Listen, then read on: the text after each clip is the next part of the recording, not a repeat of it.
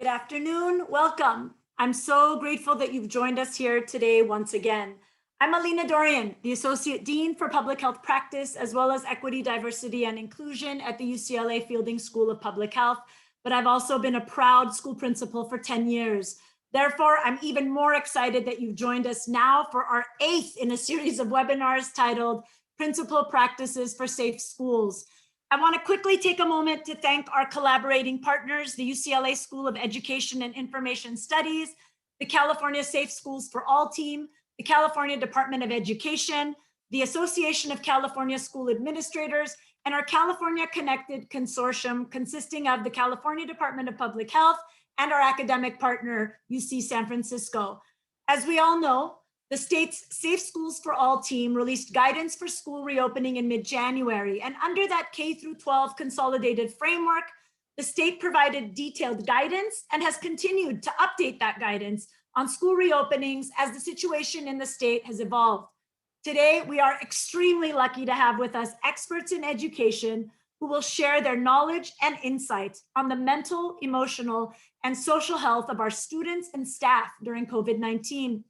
Our hope here is to create a dialogue to better inform, empower, and create confidence in the decisions we need to make to open our schools and to provide a safe, nurturing environment for all of our students and for all of our staff.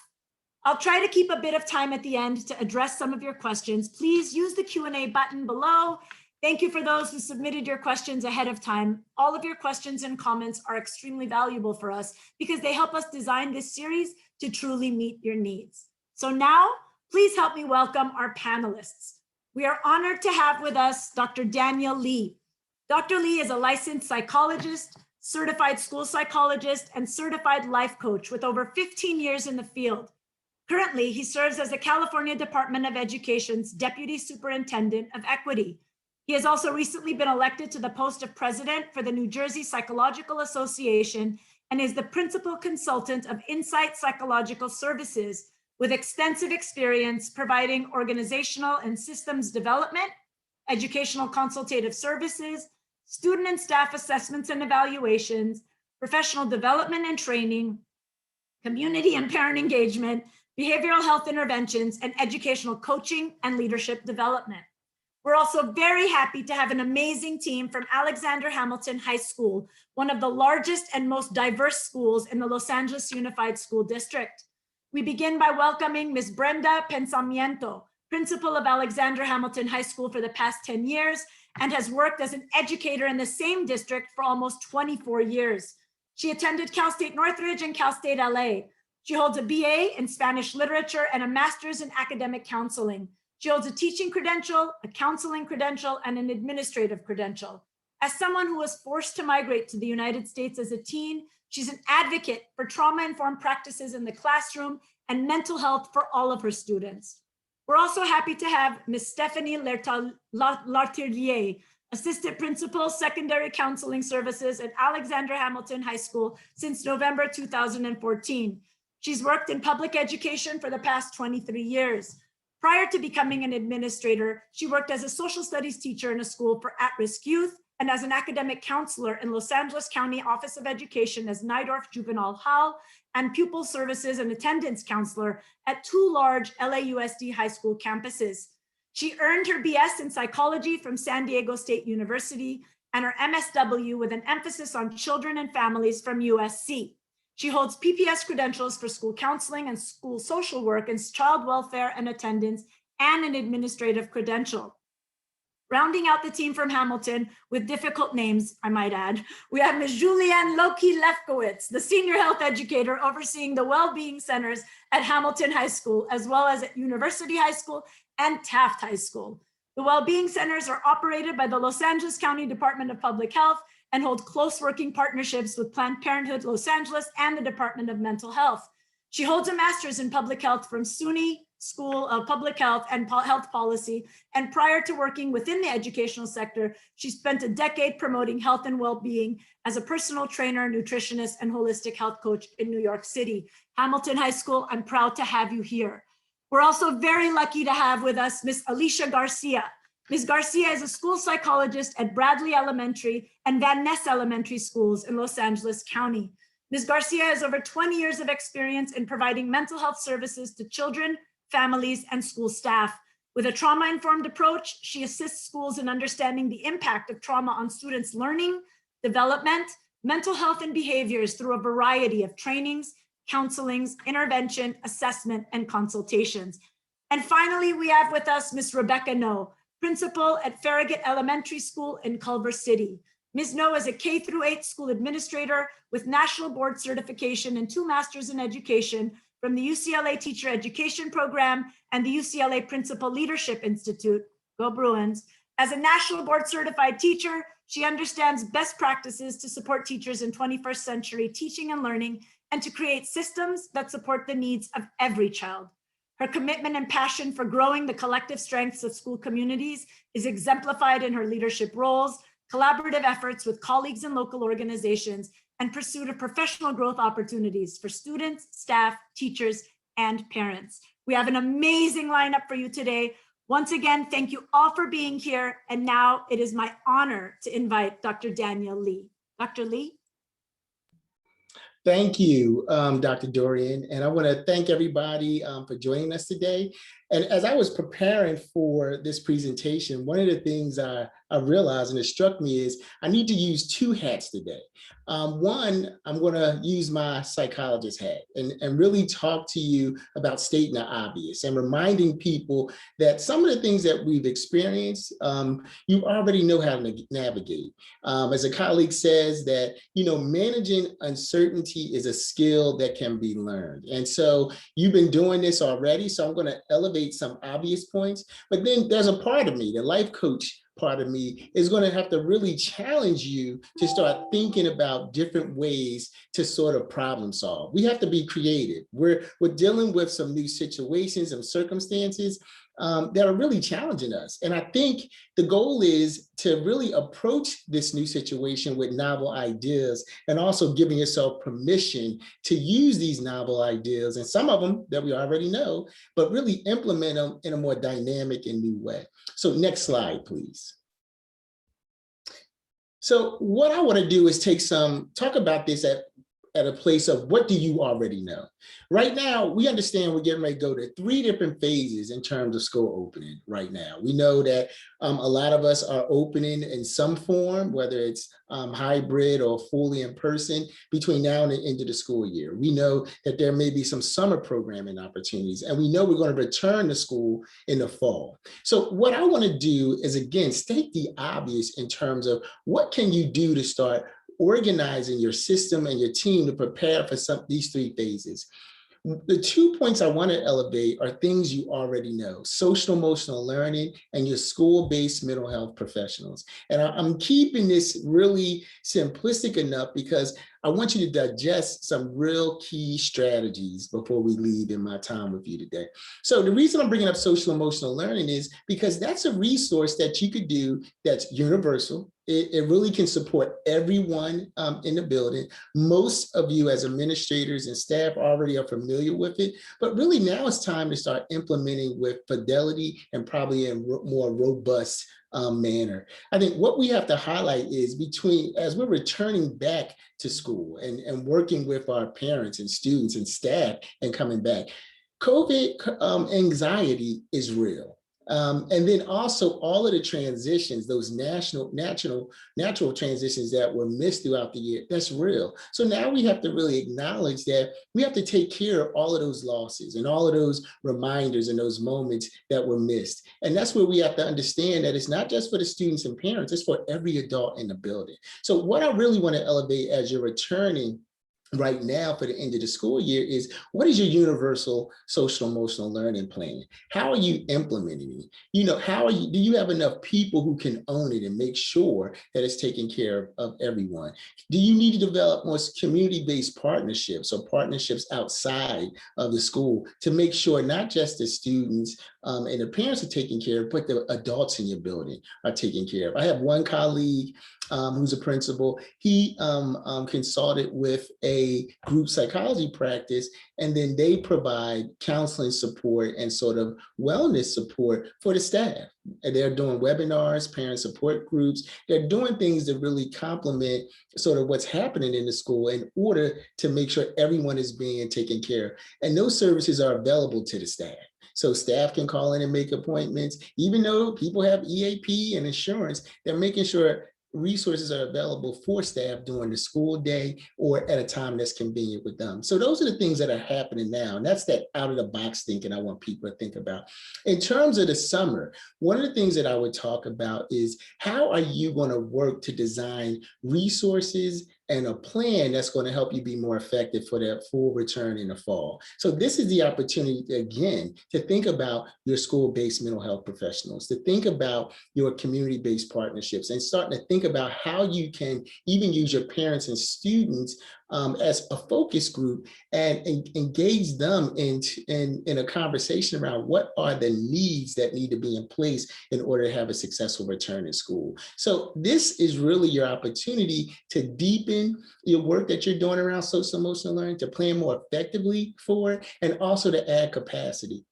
We had some stakeholders, some of our equity partners in a meeting suggest, and I agree with it, that we need to start thinking about how do we develop temporary staffing patterns to meet and titrate the needs of services. So what that may mean, you might develop a temporary staffing pattern that's going to increase the number of school counselors you have, a school psychologist, school social worker, school nurses, because the demand for these services and even what the community needs may be more than what the traditional allocation is in place right now and what it can manage, I should say. Lastly, I want to get to return to school in the fall. This is when you want to integrate everything that you've been learning from the return this spring to what you've been planning over the summer to what you can implement in the fall. And that, again, that's really linking your universal interventions around social emotional learning. That's linking your partnerships, whether they're in school, and it's the resources you have available through your school-based support services. And then really making sure you have a continuum of care that can be available to support everyone. Next slide.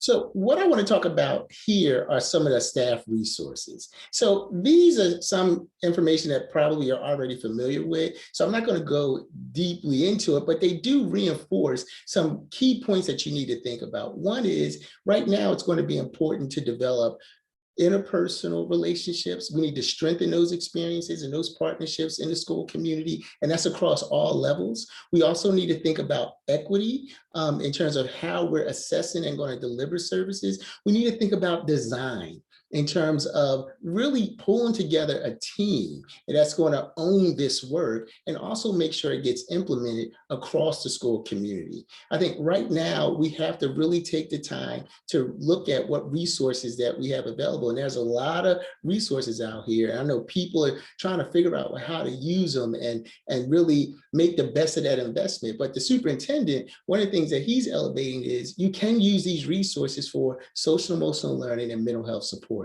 which means that if you have that leverage, take advantage of it. Just don't sit there and wait and think about it and wish for it, but it is going to take some intentional planning. And that means even looking at planning outside of what might be in your traditional purview. You may be looking at who are your parent engagement partners in the community, who are your youth development partners in the community, in addition to your mental health providers in the community that can work with you to provide that support.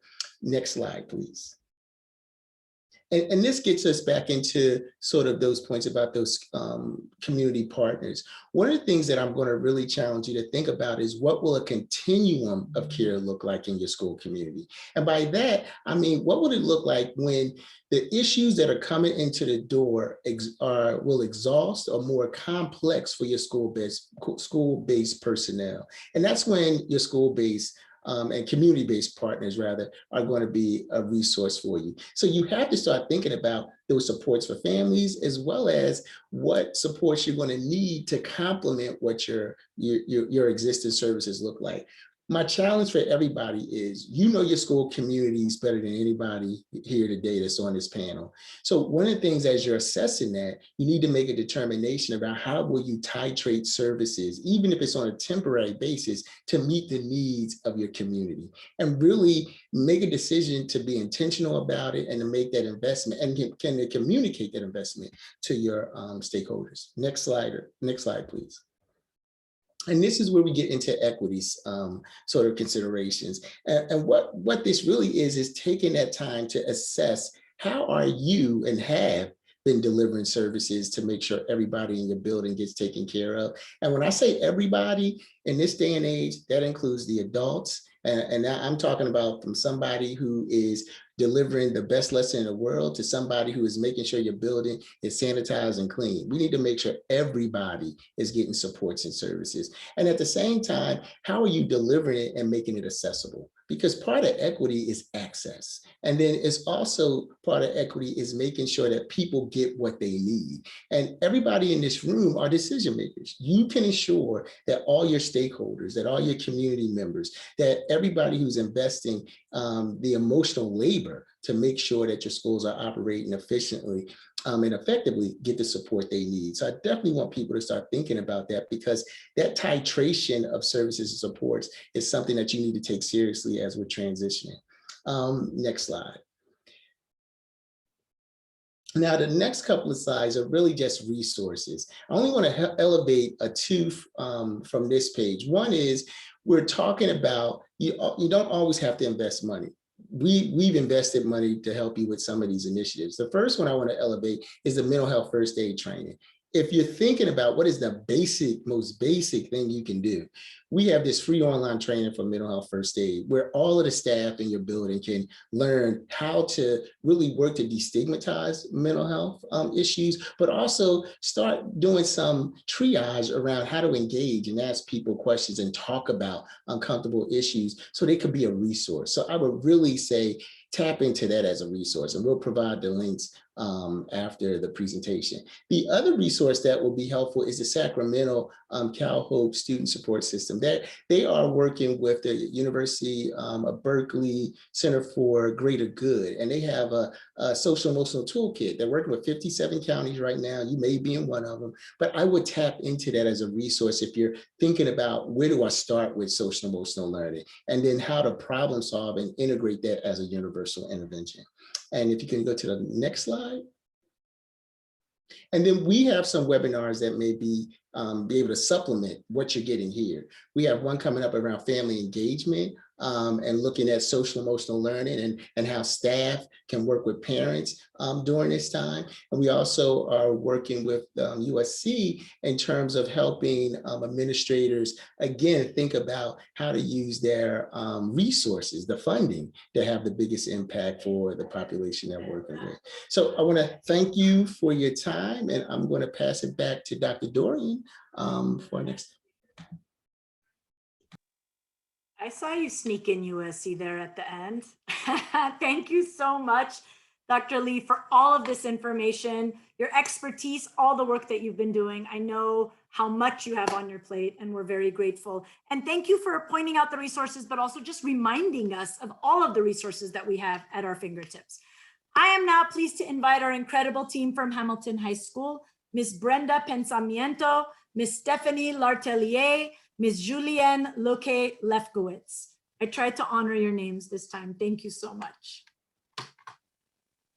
Thank you very much for having us here. And I guess I forgot to mention that I am also the parent of a Bruin who graduated with the class of 2020. So thank you for having us here, and something that is so important and dear to our hearts. I think that none of the administrators that I know ever thought that we would be spending so much time promoting and learning about mental health and what to do during these difficult times. And here we are 14 months into it and still learning what else we can do. So a little bit about Hamilton High School and what we are doing to support all of our students. So I'll tell you a little bit about our school. If I could get the next slide, please. So Hamilton High School, one of the most diverse schools in LAUSD. And why is this important for mental health? Because the more groups that you support, the more help you are going to need. We have students that come from 99 different zip codes of LA City. That gives you a pretty good picture of everyone that we have to attend to and serve. And we have students who travel on the bus during what, pre-pandemic for about an hour each way to get to our school. We really do have diverse community in the whole sense. We serve students that are the children of LAUSD employees that are also dealing with a lot of the stress and the mental health issues, and servants and students and adults at their school site. So that's a whole set of things that we have to keep in mind. We have students who are foster youth. We have students from that are new to the country, English language learners, and we have on average every year about 30 different languages represented in the different families that we support at our school. So we are rich in so many ways, but that really duplicates and sometimes triples the amount of mental health support and the different circumstances that our families have to be dealing with right now.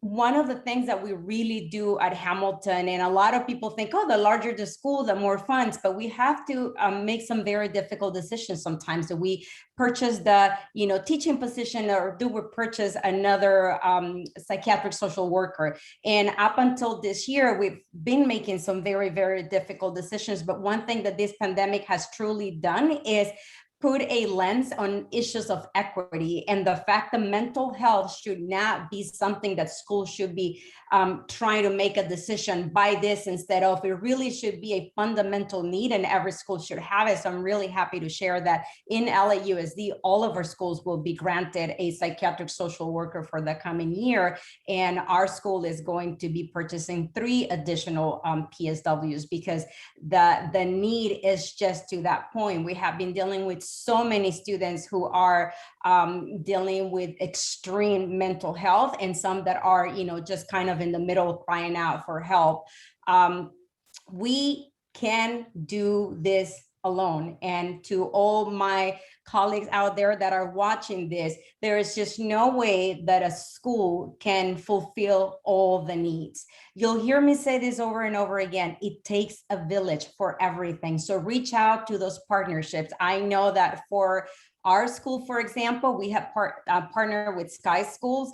Just yesterday during advisory, we had a whole stress booster session with our 9th, 10, and 11th grade students who wanted to just learn about breathing techniques and how to cope with stress. What do you do when you've had it from Zoom meetings and 5 hours in front of the screen? So we partner with Sky Schools, and we have been doing different sessions on mindfulness, and we have been training even during that pandemic some of our teachers to do the same thing during advisory. And you will hear in a little bit about our own school clinic, which opened up a little bit over a year ago, right before this whole pandemic happened. And, Planned Parenthood, also one of our partners. We really have a plethora of people that we just reach out to in the community, because this is not the kind of work that anyone should be doing alone. We do a lot for staff self-care. So I always tell people, once a counselor, always a counselor. And I really try to not group people, but remind people that everybody's in a different state of mind. And we have to be very mindful as school leaders that right now we're servicing everybody, not just our students, but our teachers who are having to deal with learning how to do teaching virtually, just about to transition to hybrid, a whole new model, while they're dealing with their own issues at home. What do I do with my little ones? What do I do with my own child at home who cannot get a vaccine because, he's 14? So all those are real life issues. And what I tell my admin team is, let's be human about it. We should always be human about it, but right now more than ever, let's be human about everything we do, and let's make sure that we talk to our staff about self-care. I send a weekly message that I write myself, and I always begin with reminding everybody that we have to put on our oxygen mask on first. We are doing, and I'm so glad that Dr. Lee mentioned the word intentional. We are being very, very intentional about the delivery of CEL in terms of our advisory classes. We know that relationships matter. They have always mattered. They really, really, truly matter right now, because we are not able to really do this in-person relationship building with our 9th graders, for example, who some of them are coming on campus next week and they've never been to their school site. So it's like reopening, but really opening high school for them. So really trying to prepare to make sure that these students feel welcome, value, and that they know they're coming to a safe space.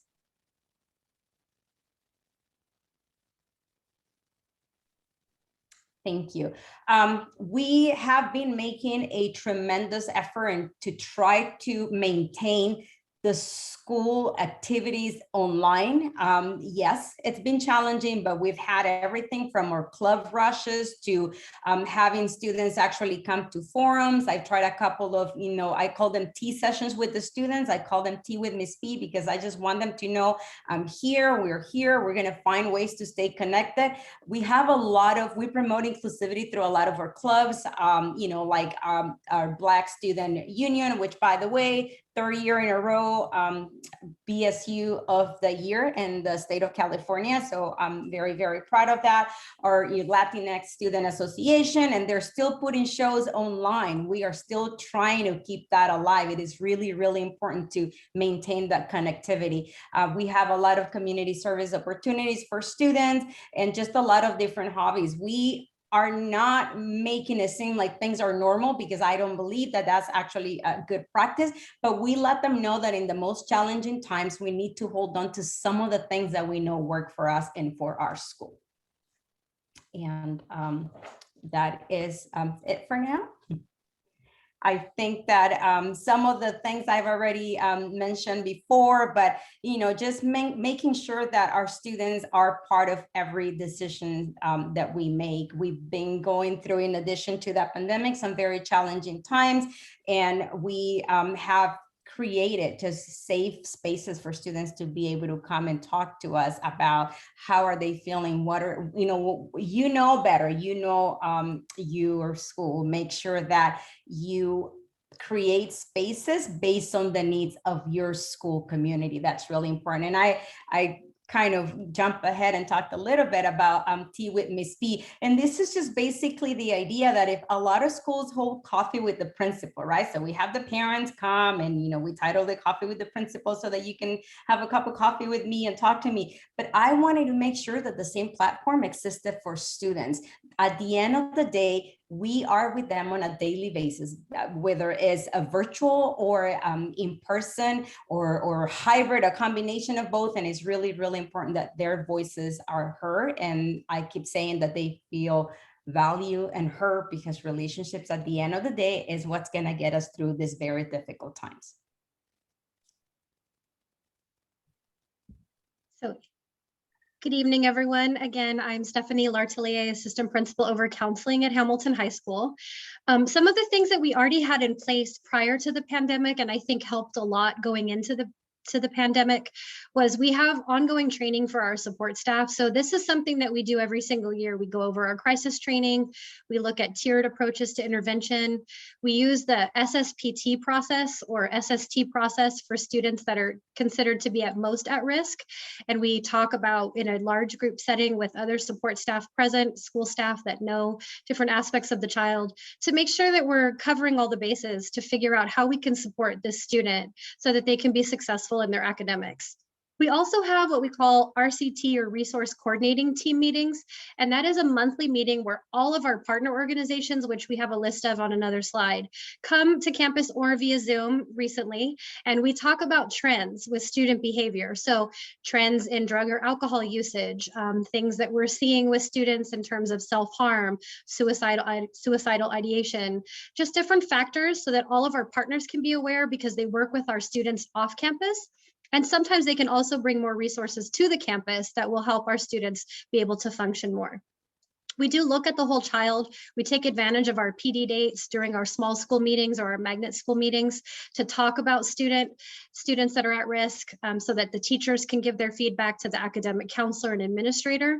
We have clearly established protocols for teachers to refer students, so that teachers in the classroom who oftentimes feel that it is not the best place to try to provide mental health services. And it really isn't, because it's at the risk of leaving other students without the education that they also deserve, but that the students know that once they refer the student, there's a clear pathway for them to receive support. And then we also do monthly themes, mostly around healthy habits, but Women's History Month, Sexual Identity Awareness Month, different things that we do to make sure that students are receiving universal supports and information. Next slide, please. So specifically to the reopening, which, as Brenda mentioned, is Monday. So we've been very busy the last few weeks, but some of the things that we're doing, we're going to have QR codes in each of our advisory classrooms so that students can scan it and send a message directly to their counselor, letting them know that they need some support or they want to check in with them. We're also going to make sure we have lots of signs on all the classroom and office doors, because, as you know, many of us may keep our doors closed more often because we might want to take our mask off while we're working individually. But a lot of closed doors in a building might feel very unwelcoming to students and teachers that are looking for help. So having signage on the door that says, "I'm here, please knock," things like that. We are also doing a virtual orientation for all of our students tomorrow that are coming back on campus. We will have all of our out of classroom staff visible for the first week of school. We have a lot of reopening, which is a staggered approach over next week. So each day we'll have the red carpet out. We have a DJ with some music. We're going to make it a celebration that we're coming back to school. And then we're also asking the teachers to take their students on a short tour to make sure that they know where the bathroom is, where their designated lunch area is, so that the students don't feel lost in all of this. Next slide. So these are our current partnerships at Hamilton. We have substance abuse, individual counseling. We have employment assistance with our youth and family source centers. Our library does a lot of amazing programming for students around social justice and things that our students are passionate about. We do also have a partnership with Westside Family Center that does family planning and classroom presentations. We have full-time communities and school staff on campus. We have a UCLA, yay, go Bruins, Blue and Gold Scholar enrichment and tutoring program. They also provide just a lot of support to students, and some of our 11th and 12th graders work as peer tutors. And then we also have specialized programs and support for homeless, foster, and probation youth. Next slide. And I will hand it over to Juliane. Thank you so much. Hi, everyone. It's a pleasure to be speaking with all of you today. So I am Juliane. I am the Senior Health Educator for the Wellbeing Center at Hamilton High School.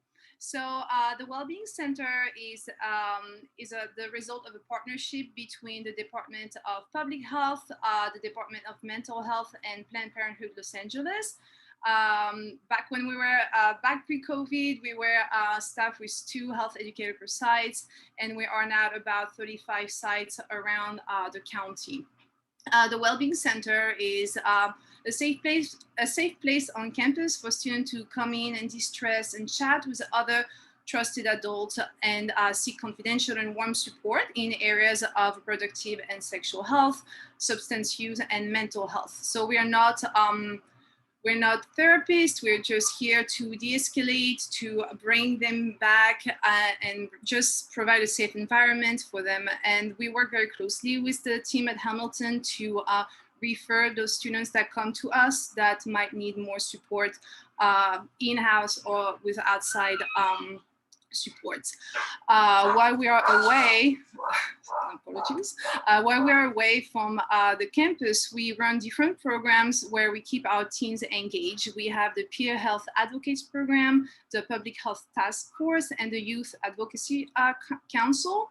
So while those programs are each a little bit different, it's a way for us to be with our students via Zoom and coach them through the things that we do. So reproductive and sexual health, mental health, what is consent, what is COVID, how do you take care of yourself during those times, and all those things that they learned, and then bring it back to their friends and their community and their parents. So it's a way for us to be involved indirectly through them.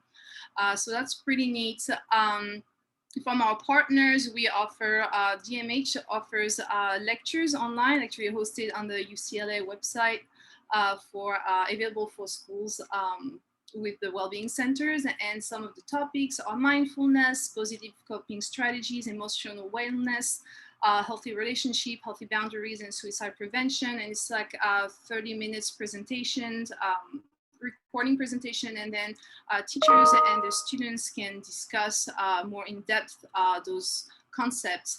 And last but not least, we have the Planned Parenthood Teen Line, which is available 6 days a week, and they are staffed with therapists, so students can, if they need immediate support or they have questions when it comes again to sexual and reproductive health or substance use and mental health, they can call that number and someone will be there to answer them and guide them and help them in those areas that they need, or refer them out if needed. And in a nutshell, that's the Wellbeing Center. Thank you. Thank you so much to the Hamilton team. Miss P, you said it takes a village, and I can see what a strong and caring village Hamilton has created, and good luck Monday on your opening. And now it's my pleasure to turn over the virtual podium to Miss Alicia Garcia. Ms. Garcia. Hello, hello. Thank you, Dr. Dorian, for that introduction. I am excited about the topic and discussion today. The mental, emotional, and social health of our students and staff is so incredibly important, especially with COVID having taken such a toll on our ability to cope and just our overall well-being. Next slide. So a pandemic is collective trauma. I mean, it has been a distressing and disruptive experience for us all. Next slide. So as of yet, we may not fully know, understand, or comprehend the longitudinal impact of COVID, but we do see its current impact in several areas. And I would like to just briefly go over 4 areas that have been impacted by COVID. And the first is connection.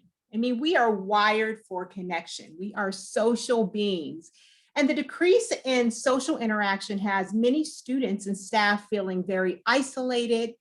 And many students have reported feeling anxious about returning to campus as they are fearful of the ability to socially interact with people in person.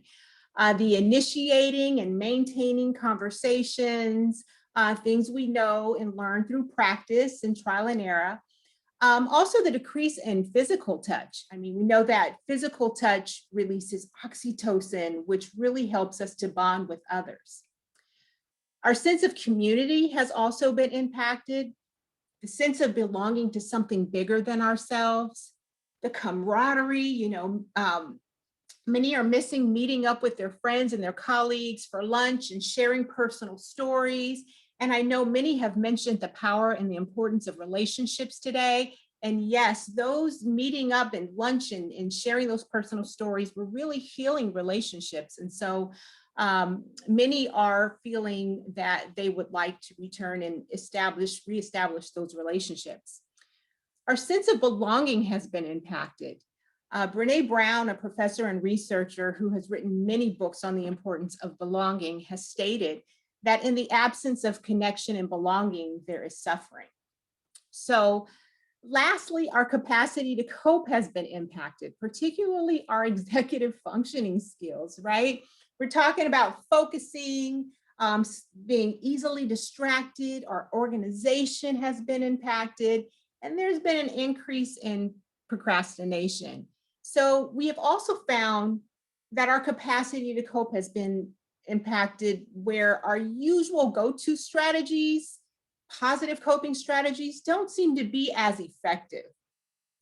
Next slide.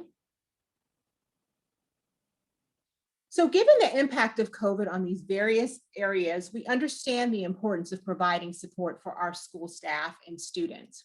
So I'm just going to briefly go over 6 ways that my schools have utilized ways to provide mental, emotional, and social support for our staff and students. And the first one is Mindful Mondays. And it's just really a way to introduce positive coping skills and really building up a toolbox of positive coping skills for our staff and our students. We've introduced mindfulness. I know someone spoke about deep breathing, and that's super important. We introduced positive and progressive muscle relaxation, the power of music. And these are all really powerful ways to reduce stress chemicals in our bodies.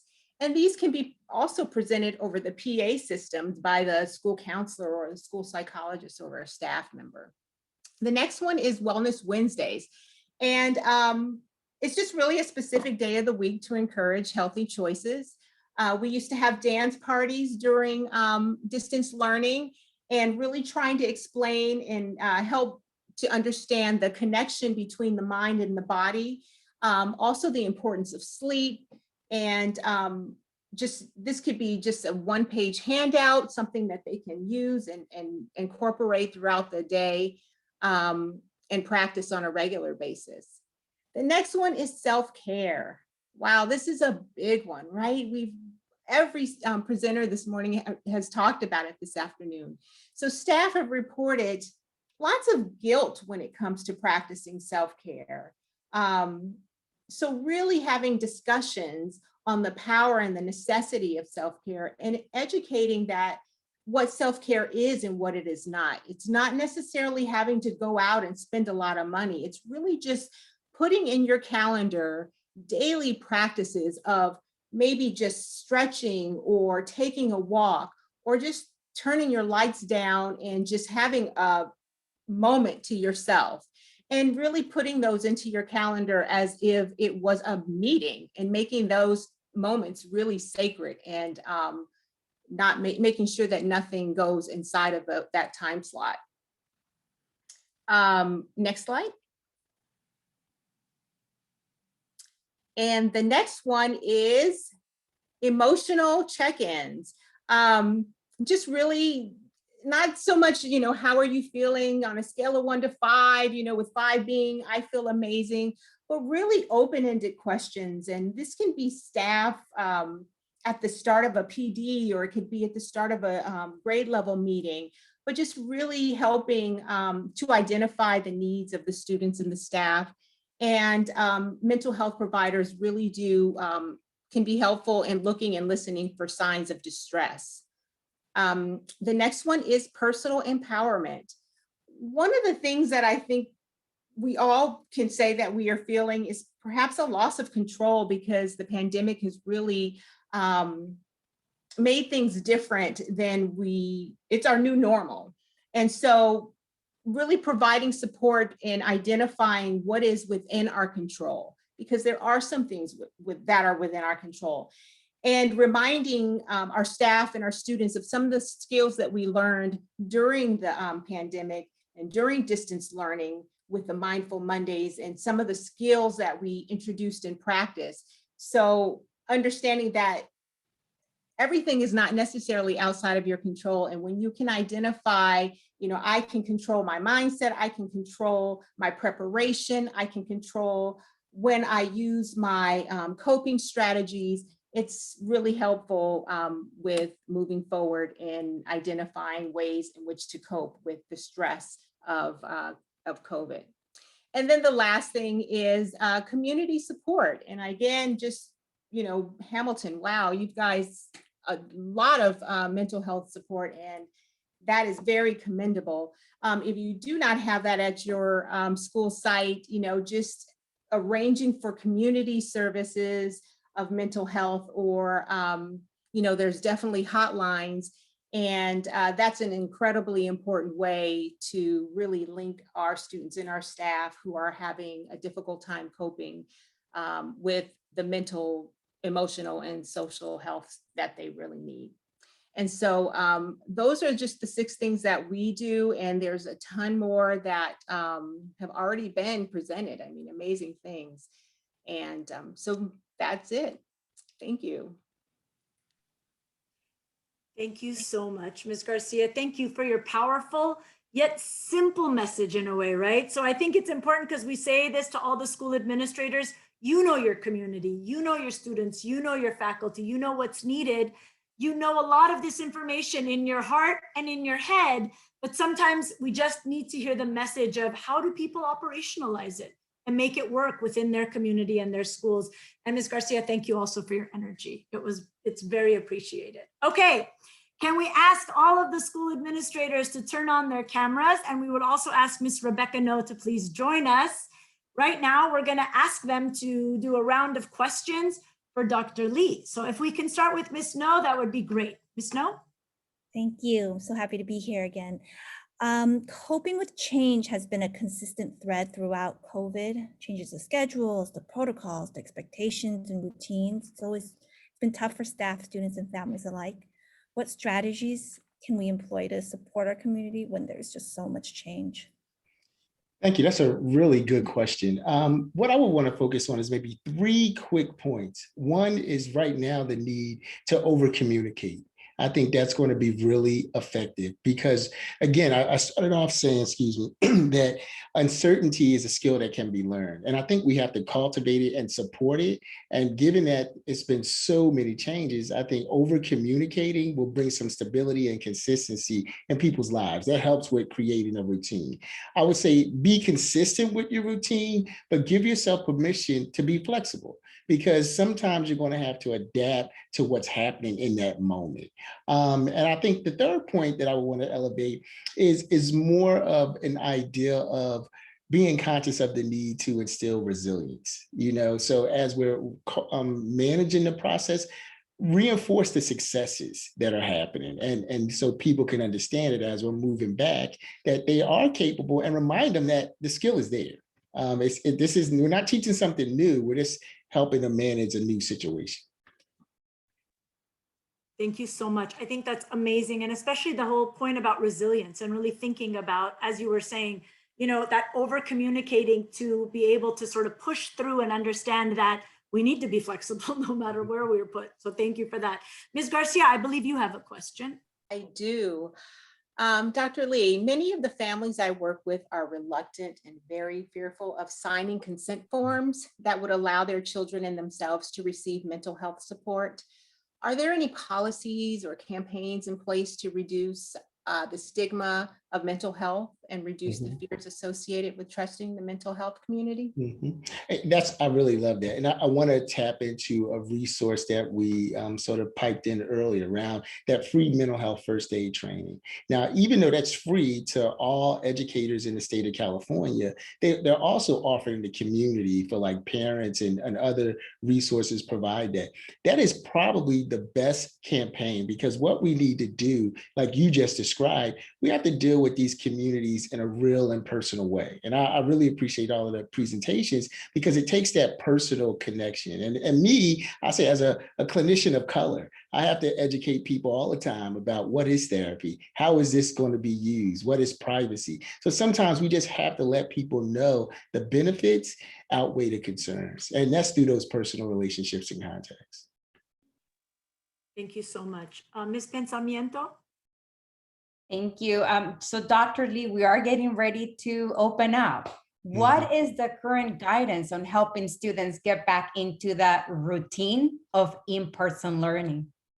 And, really the current guidance, and this is where I said I'm not going to sort of give you anything brand new, but I really loved your presentation. And I love the tea with Ms. P. It's like the idea of it's making and implementing best practices that we know. And I believe Ms. Garcia did the same thing. Let's go back to making social emotional learning not just something we talk about, not just something that sort of gets thrown out from time to time, but let it become the fabric of our communities. Because because everybody talked about the power of relationships. We need to really take advantage of that. But at the same time, we have to build supports around the adults in the building, because the emotional labor for every adult, and that's administrators, teachers, everybody, it is off the charts right now. So we need to make sure that the people who need to participate have the support to be available for the students and families too. So I'm just going to go back to the same premise we've been teaching: invest in social and emotional spaces and opportunities in your school communities. I want to have tea with Miss P as well. I think I'm going to reserve my spot. But I want to also see what Ms. Garcia said, which comes back to that when she had the 4 things: connection, belonging, community, capacity. It's what we all want all the time. And so coming back to what you just said, Dr. Lee, really making sure that it's not a program. It's who we are, and it's how we think and how we need to be together. So that's wonderful. Ms. No, do you have a second question? Yeah, absolutely. Returning to campus, we're all experiencing this new normal, and for some who've internalized incredible loss and grief and trauma during this year of quarantine, what steps should the school take to help students, teachers, and staff process what's happened? What systems can be a safety net for those when emotions arise? Again, that's a great question. And I want to keep revisiting what systems we know. So I don't think this is an opportunity to revisit the wheel, but I want to talk about a multi-tiered systems of service with a twist. And that goes back to giving us permission to think out the box. So one, I would say we need to really go back to that tier 1. What are we going to do intentionally to support everyone in that school community? But also at tier 2, let's understand what resource capacity that we have within the building, and then how do we complement that? I don't think this is a time, and I think, Ms. P, I'm gonna keep running with that for now. She made the point, you cannot do this alone. And I think we really need to talk about who are these partners that we might tend to ignore, that we might not really consider, that we might not think had a place at the table. They might be your best and greatest resource and ally. So I'm really encouraging people to look at how do you expand your MTSS model. And also, because like you said, we're going to come back with people with more complicated grief experiences. That was one survey by Youth Truth that said it was like maybe between 10 and 15% of the children said they weren't safe at home. So all of that's coming back into the door. So at some point, we need to be conscious of, we might not be able to hold it all, but we can create the partnerships. And I really appreciate the models that presented, because that's what it's about. Build that continuum out.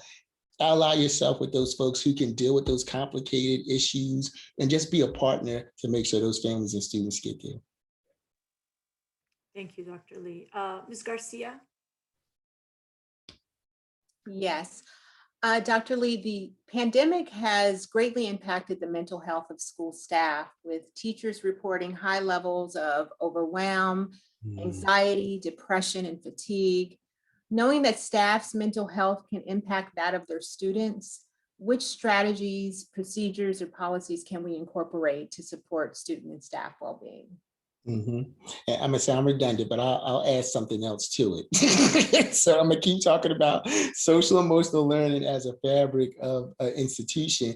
And I think this gets us out of the box, because we tend to think we're acting on just students. We forget that this is a bi-directional and multi-directional process, that we need to receive as much as we're giving, and everybody in that system needs.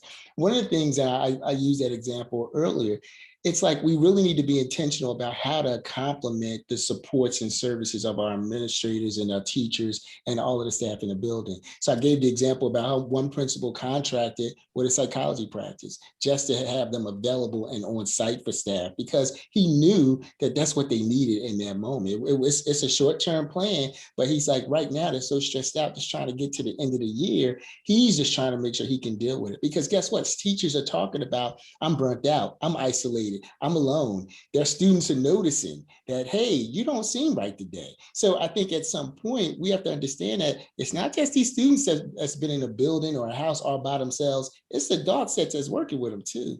So I think as we started planning for that, be creative in terms of your outreach. And also going back to Ms. Garcia, she said it the best, a lot of her interventions are about that interpersonal contact. Check in with people and create systems that allow you to check in, and then design the supports that you need. to do it. So I would even say survey your staff before they come back and say, what do you need? And see if you can create some interventions for that. And I love that what you said, even though you said you're not saying anything new, I think the idea is that it's not really new. It's that whole idea of just constantly remembering we need each other. So really thinking about that relationship building and the reaching out and the over communicating, which is sort of what we're doing here, and bringing that back and thinking about it again. And for our last question, Ms. Lartelier. Thank you. Dr. Lee, we have seen, of course, students be very disengaged in remote learning, and we've even done home visits and it hasn't really impacted their enthusiasm for Zooming. However, these same students have opted to stay home, even though we're reopening. Are there any models of support proven to be effective in helping motivate the students that stay in remote learning? And, and this is a question we've been talking about at the department because it's been so brand new. And I think we also have to talk about that this remote and distance learning experience wasn't a choice. It wasn't like people who decide to homeschool and say, hey, here, this is what we're going to do, so I'm going to sort of organize it. It's sort of forced. And then now we're dealing with, here's another transition. I think what we have to do is, number one, acknowledge that people are fatigued. That it's like people are just like to give enough energy to make one more transition, it may not be in them right now. So it really is acknowledging that we all only have, and I think that was sort of highlighted earlier, is that we only have so much emotional energy and resources to provide. So I think we need to acknowledge that, to say it's not an issue of value, whether you choose to stay in remote versus you choose to come in person, because it could just be, this is all I can do right now. And I think we have to also understand that there's a lot of anxiety as we're rolling out. Who's vaccinated? Who's not? Is it safe? It's all of these questions. And if people, it would go back to Maslow's hierarchy. If safety is a basic phenomenon, if it's not met, I don't have room for anything else. So I think we need to understand that we have to really kind of meet people where they're at. Don't put any value towards the decision, but then do the work, because I told people early in this pandemic, physical distance is not the same as social distance. And people were conflating the two. They were thinking, we kept using the word social distancing, but that got people confused because it meant I'm not having contact with nobody. No, it's about physical distance. We should be in contact. And I think we have to find some creative ways to engage. But again, talk to people about how they want to be engaged. We keep thinking we know the best ways. Home visits might not be how they want to get met. It could be text messages. It could be social media. It could be a whole lot of ways where they'll stay connected to the community. And I think we start to have to really uplift parent and youth voices in those conversations. Over communicate, right? Coming back. That's wonderful. So we don't have that much time, but guess what, Dr. Lee? Why don't we turn it on to the school administrators, and perhaps you can ask a question of them. I have one question. I think we've been talking about self-care for everybody else, so I'm going to pose that to the administrators. How are you taking care of yourself in this moment? Ms. No, would you like to lead us All right, I'll start first. I think we are carrying all of the stress from every stakeholder group in the community, from staff to parents. We are just kind of right in the middle. And so we got to let out that stress somehow, whether it's for me journaling and just ripping up the paper, all that negativity and throwing it somewhere, or exercise, just getting that out. And sometimes giving myself a mental break. Like I was been staring at this thing that was on my desk that I use for students, and just letting my brain kind of float off into space, because our minds are never off. Between doom scrolling and the grocery list and then all the things at school, just letting go, even if for a few minutes, makes a big difference. And always feeling that you have to be on top of it as an administrator, right? Ms. P. I did warn you. I will say, I always use the village example. Reach out to your village. Dr. Lee said it too. You can't do this work alone. Pick up the phone and call someone that might understand, that might, go through something similar at their schools, and talk about it. We push our kids to do that, but then adults, we sometimes just take it all in, and that's not healthy. And then the second thing, it's disconnect. Don't throw away the laptop, but close it. Do something that we hardly ever do. And I've been doing it for the last couple of days as I get ready for Monday, because we have been working about 14-hour days. I literally unplug my phone, turn it off for an entire hour to 2. Don't touch it. Take care of yourself, but making sure that you do something that gives you joy, and then you'll be ready to serve everyone else. Thank you. Ms. Lartelier? I probably, thanks to my developmental life stage, I don't need as much sleep as I used to. So I get up early and I go exercise. And then every Friday, actually, I have a Zoom happy hour with my two best friends. Actually, we've been friends since high school, and neither one of them work in my field. And so we don't talk about work. We just talk about things that are funny and things that we like. And we maybe have an adult beverage and just kind of decompress. So I love hearing all of this. Ms. Garcia? Music. I love music. Music makes me happy. It's just something about just stepping away, putting on some headphones and just listening to some feel-good music. That's how I relax and take my breaks. And last, I'm going to ask Ms. Locquet-Lefkowitz, but I also want to say I saw your coworker a minute ago with you in your room. So Yes, my favorite coworker. Well, breaks. I would say breaks are important. I know, like everybody touched on it. Everybody's so busy all the time, and there's no distinction anymore between work life and family life and personal life, because everything is all enmeshed in one room of your house. So I like to take break and 5 or 10 and just sit down on the floor and play with my coworker, you know, build towers and just go back to something simple and just fun and look at things through his eyes, you know. Yeah. that was wonderful. And since we're out of time, that's such an amazing way to end today's session. So once again, I want to thank you all for being here and for sharing your valuable time with us. Thank you very much to our esteemed panelists for their wisdom and insight.